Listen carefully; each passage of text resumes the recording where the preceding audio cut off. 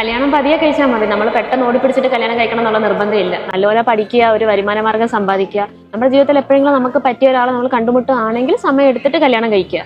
ഞാനും കുഞ്ഞിലോട്ട് കേട്ട് വളർന്നതിനെ പെൺകുട്ടികളെ എന്തിനാ പഠിപ്പിക്കുന്നത്, അവർ വേറെ വീട്ടിൽ പോയി ജീവിക്കാനല്ലേ, അപ്പൊ അവർക്കല്ലേ അതുകൊണ്ടൊരു ബെനിഫിറ്റ് ഉണ്ടാവുള്ളൂ എന്നൊക്കെ. 10ാം ക്ലാസ് കഴിഞ്ഞപ്പോൾ എന്നോട് എൻ്റെ ഇപ്പോൾ പറഞ്ഞു കല്യാണക്കാര്യം. പക്ഷെ അത് അൽഹംദുലില്ലാ 12ാം ക്ലാസ് വരെയൊക്കെ നീങ്ങിപ്പോയി. അത് കഴിഞ്ഞപ്പോഴത്തേക്കിന് നമ്മുടെ നാട്ടിലൊരു സമ്പ്രദായമാണല്ലോ സ്ത്രീധനം എന്നുള്ളത്. അപ്പൊ എനിക്കെന്തോ പറയാൻ തോന്നി, എനിക്ക് നിങ്ങൾ സ്ത്രീധനം കൊടുക്കുന്നതിന് പകരം എന്നെ ഒന്ന് പഠിക്കാൻ സപ്പോർട്ട് ചെയ്യുന്നു.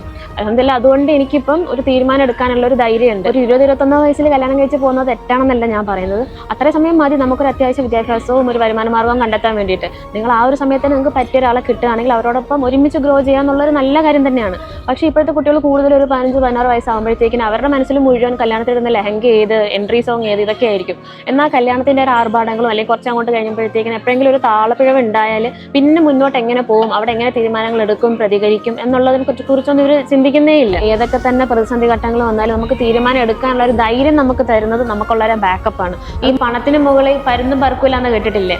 നമ്മുടെ കയ്യിൽ കാശുണ്ടെങ്കിലേ നമുക്ക് വില ഉണ്ടാവുള്ളൂ.